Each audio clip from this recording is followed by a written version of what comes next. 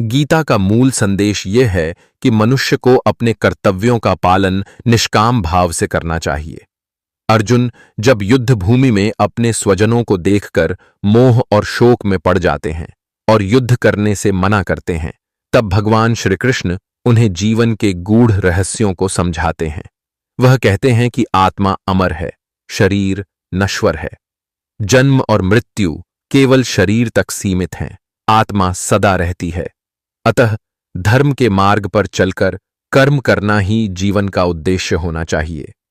कर्म का महत्व भगवान श्री कृष्ण ने अर्जुन को कर्मयोग का उपदेश देते हुए कहा, कर्म किए जा, फल की चिंता मत कर। अर्थात मनुष्य को अपने कर्तव्यों का पालन बिना फल की चिंता किए करना चाहिए। यदि मनुष्य फल की आशा से कर्म करता है तो वह बंधनों में बंध जाता है। निष्काम कर्म करने वाला व्यक्ति ही सच्चे योगी की तरह जीवन जीता है। ज्ञान और भक्ति का योग। गीता में ज्ञान योग, कर्म योग और भक्ति योग तीनों को समान रूप से महत्व दिया गया है। ज्ञान योग से मनुष्य आत्मा और परमात्मा के संबंध को समझ सकता है। भक्ति योग से वह भगवान से जुड़ता है और उसका अहंकार समाप्त होता है।